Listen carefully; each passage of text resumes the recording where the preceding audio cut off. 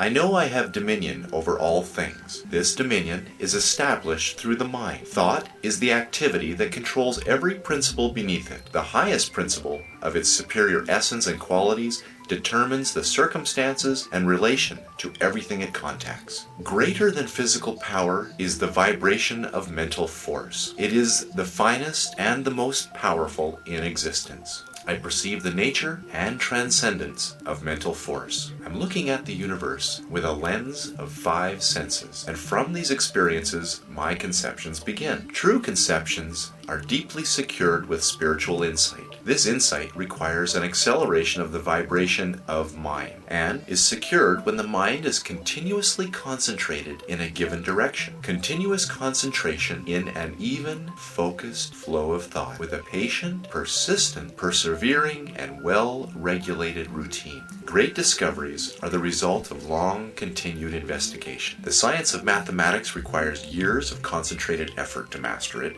and the greatest science of the mind is revealed only through concentrated effort. Concentration is when I'm so interested in my thought, concentrating on my subject and only conscious of that thought. Such concentration leads to intuitive perception and immediate insight into the nature of the object concentrated on. All knowledge is the result of concentration of this kind. It is how the mind becomes a magnet, and the desire to know draws the knowledge irresistibly to it and makes it my own. Desire is primarily subconscious. Subconscious desire arouses the faculties of the mind. The subconscious mind is aroused and brought into action in any direction and made to serve me for any purpose by concentration. The practice of concentration requires control of all modes of consciousness. The emotional, mental, and physical being is under focused control. Spiritual truth is the controlling factor that enables me to reach a point where I translate modes of thought into character and consciousness. Concentration is more than thinking of thoughts. It's a transmutation of these thoughts into practical values. It is with a complete self-confidence that my goal is reached. All mental discovery and attainment are the result of desire plus concentration. Desire is the strongest mode of action. The more persistent the desire, the more authoritative the revelation. Desire, added to concentration, will reveal any knowledge from source. In realizing great thoughts, in experiencing great emotions that correspond with great thoughts, the mind is in a state where it appreciates the value of higher things. The intensity of one moment's honest concentration for the intense longing to become and attain, I begin a realization of accomplishment and joy. The spirit of initiation and originality is developed through the persistence and continuity of mental effort. In business, I know the value of concentration and to encourage decision of character. I develop practical insight and quickness of conclusion. The mental element in every commercial pursuit is dominant as the controlling factor, and desire is the predominating force. All commercial desires are the externalization of relationship. Many virtues are developed with experience. The mind must be direct. It becomes efficient. The principle is the strengthening of the mind so that it rises above all distractions and impulses and successfully overcomes any conflict between the habitual self and the higher self. The mind is an engine whose power is waiting to be dreamed. Thought is an omni-working power. It is the ruler and creator of all form and all events occurring in form. Physical energy is small in comparison with the omnipotence of thought, because thought enables me to harness all other natural power. Vibration is the action of thought. It is vibration that reaches out and attracts the material necessary to construct and build. I have revealed the mysterious concerning the power of thought. Concentration is that consciousness, focused to the point where it becomes identified with the subject of its attention. Just as food absorbed is the essence of the body, so the mind absorbs the object of its attention, giving me life and being. I concentrate on a matter of importance. The intuitive power will be set in motion, and help comes in the nature of information, then leads to success in action. Intuition arrives at conclusions without the aid of experience or memory. Intuition often solves problems that are beyond the grasp of reasoning power. Intuition often comes suddenly. It reveals the truth of what I'm searching for so directly it seems to come from a higher power. Intuition can be cultivated and developed. Intuition usually comes in silence. Great minds seek solitude frequently. It is here that all the large issues of life are worked out. For this reason, I may need a private space where I'll find quiet, somewhere familiar, to be alone a few minutes each day, to train the thought that will enable me to develop that invincible power necessary to achieve. Remember that fundamentally the subconscious is all-powerful, omnipotent. There is no limit to the things that can be done when it is given the power to act. My degree of success is determined by the nature of my desire. If the nature of my desire is in harmony with natural law or the universal mind, it enables the mind to give me invincible courage. Every obstacle challenged and every victory gained will give me more faith in my power, with a greater ability to win. My strength is determined by my mental attitude. This attitude is one of success. It is permanently held with a focused purpose. I will attract to myself from the invisible domain all I silently demand. By keeping the thought in mind, it will gradually take tangible form. A definite purpose sets causes into motion that goes into the invisible world and finds the material necessary to serve my purpose. When thought leads outwardly in evolutionary directions, it can be turned within to take hold of the basic principles of things,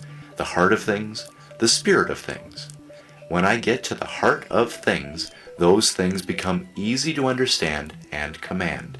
For courage, I concentrate on courage. For abundance, I concentrate on abundance. For great health, I concentrate on great health. Always, I concentrate on the ideal as an already existing fact. This is the life principle that goes forth and sets in motion those causes that guide, direct, and bring about the necessary relationship that eventually manifests in form. Every living thing must be sustained by its omnipotent intelligence. And I find the difference in individual lives to be largely measured by the degree of this intelligence as they manifest. It is a greater intelligence that places the animal in a higher scale of being than the plant, the human higher than the animal. And I find that this increased intelligence is again indicated by the power of the individual to control programs of action and then to consciously adjust themselves to their environment. And for me, that I can consciously adjust myself to my environment. It is this adjustment that occupies the attention of the greatest minds, and this adjustment consists in the recognition of an existing order in the universal mind. I know that this mind will obey me in exact proportion that I obey it. It is the recognition of natural laws that has enabled people to alter time and space, to soar through the air and rocket to planets and beyond. With a greater degree of intelligence, the greater I will have recognition of these natural laws, and the greater power I possess. It is the recognition of the self as an individualization of this universal intelligence that enables the individual to control forms of intelligence, to reach the level of self-recognition. This universal intelligence permeates all things, ready to be called into action and responsive to every demand. Thought is creative, and the principle that the law is based on is sound and legitimate and is inherent in the nature of things. This creative power originates in the universal. That is the source and the foundation of all energy and substance. The individual is simply a channel for the distribution of this energy. The individual is the means for the universal to produce the various combinations that result in the formation of phenomena. That also depends upon the law of vibration, whereby various rates of motion in the primary substance form new substances in certain exact numerical ratios. Thought is the invisible link that communicates with the universal, the finite with the infinite, the seen with the unseen. Thought is the magic for me to transform into being as I think and then feel and then know and act upon my desire. As the proper apparatus can enable my eye to discover worlds light years away, also with the proper understanding, I will be able to communicate with the universal mind, the source of all power. Understanding is a development of knowing. So, with understanding, I'm continually making progress in the methods I use to come into communication with the universal mind and its infinite possibilities. The universal mind manifests in the objective through the principle of attraction that has infinite degrees of intensity. It is by the principle of combination and attracting that things are brought together. This principle is a universal application and is the purpose of existing, to carry out into effect.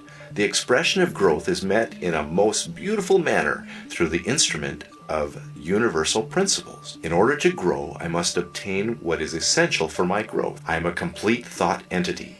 This completeness makes it possible for me to receive as I give. Growth is a condition of the reciprocal action. And I find that on the mental plane, like attracts like. Mental vibrations respond to the extent of my vibratory harmony. It is clear that thoughts of abundance will respond to similar thoughts. The wealth of the individual is exactly this way. Affluence in thought is the method of attracting for affluence. The ability to produce is the real source of wealth in the individual. It is for this reason that one who has their heart in their work is certain to meet with success. I will give and continually give, and the more I give, the more I will receive. Thought is the energy that the law of attraction brings into operation and eventually manifests abundance. The universal mind is static substance in balance. It is created into form by my power to think. Thought is that dynamic phase of mind. The use of this power depends upon attention. The degree of attention determines my capacity for acquiring knowledge. Attention has been held to be the distinguishing element of genius. The cultivation of attention depends on practice. The motivation of attention is interest. The greater the interest, the greater the attention. The greater the attention, the greater the interest, action, and reaction. Begin by paying attention. Before long, I will have aroused the interest. This interest will attract more attention, and this attention will produce more interest, and so on. This practice will enable me to cultivate the power of attention. Now, I concentrate on my power to create, seek insight, and focused perception. I find the logical basis for the faith in myself. I breathe to live. Then, let the thought rest on the fact that my spirit also lives and moves. It is my being in a similar yet subtler energy that I depend on for life. In the physical world, I assumed form. After a seed was sown, here I am. Fear is a powerful form of thought. It paralyzes the nerve centers, thus affecting the circulation of the body. This in turn paralyzes the muscular system, so that fear affects the entire being, body, brain, and nerves, physical, emotional, and mental. The way to overcome fear is to become conscious of my vital force. It is the primary force that manifests through living bodies, and that by complying with the laws and principles, I can open myself up to a more abundant flow of this vital energy. I can express at the highest possible degree of mental, moral, and spiritual efficiency. A very simple way of developing this vital force. I put into practice with information and develop the sense of power that is the distinguishing mark of genius. Source is the energy, is God, is spirit. Source is the creative principle of the universe. I am made in the image and likeness of the source. I am then a creative being. The only activity spirit possesses is the power to think. Thinking is a creative process. All form is the result of thinking process. Apparent representation of form is the result of creative power of thought. Spiritualism, invention, organization, and constructive work of all kinds are the results of creative power of thought as a concentration. When the creative power of thought is manifested for the benefit of humanity, the result is prosperous. This indicates the result of right thinking, the creative process. Thought precedes and predetermines action. Action precedes and predetermines condition.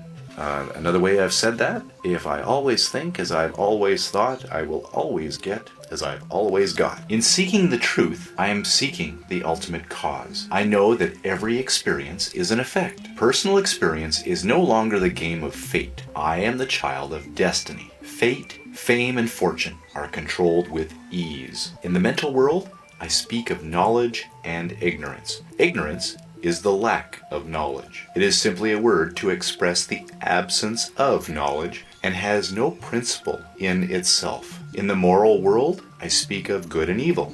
Good is a reality, something tangible, while evil is found to be simply the negative condition, the absence of good. Evil is sometimes thought to be a very real condition, yet it has no principle, no vitality, no life. I know this because it can always be destroyed by good, just as truth destroys ignorance and light destroys darkness. So evil vanishes when good appears. There is one principle in the moral world. I find exactly the same law in the spiritual world. I speak of mind and matter, as two separate entities. Clearer insight makes it evident that there is one operative principle, and that is mind. Mind is the real and the eternal. Matter is forever changing. I am in the presence of continual change, and I know this change is the evolution of the universal mind, the grand process of all things continually being created, and I come to know this matter as the form that mind takes, and is simply a condition. Matter has no principle. Mind is the only principle. I have then come to know that mind is the only principle operating in the physical, mental, moral, and spiritual world. I also know that this mind is static, the mind at rest. I also know that the ability of the individual to think is the ability to act upon the universal mind and convert it into dynamic mind, or mind in motion. In order to do this, fuel must be applied in the form of food. I must eat to fuel my physical energy. A spiritual activity, such as thinking, needs material means to be converted into sources of pleasure and profit. It requires energy of some kind to collect electricity and convert it into dynamic power. It requires the rays of the sun to give it necessary energy to sustain plant life. So it also requires energy in the form of food to enable the individual to think and then act on the universal mind. I know that thought constantly and eternally is taking form, always seeking expression. When the thought is powerful, constructive, and positive, this is evident in my health, my business, and my environment. All wealth is the offspring of power. Possessions are valued as it demonstrates power. Events are significant only as they affect power. All things represent certain forms and degrees of power. Power governs the physical world. There's also mental power, and there is moral and spiritual power. A knowledge of cause and effect are shown by the laws governing electricity and gravity. These laws are called natural laws. This power is superior because it exists on a higher plane, because it has enabled me to discover that the laws of nature could be harnessed and made to do work of hundreds, maybe thousands of people. It has enabled me to discover laws of time and space, gravitation, and electromagnetism. I know that light travels at the rate of 86,000 miles per second, and I know that there are stars so remote that it takes their light thousands of years to reach me. This light comes in waves. The ether on these waves is continuous. For the light to reach me, the conclusion is this substance or ether is universally present. In electrical science, a battery is formed by connecting the opposite poles of zinc and copper. That causes a current to flow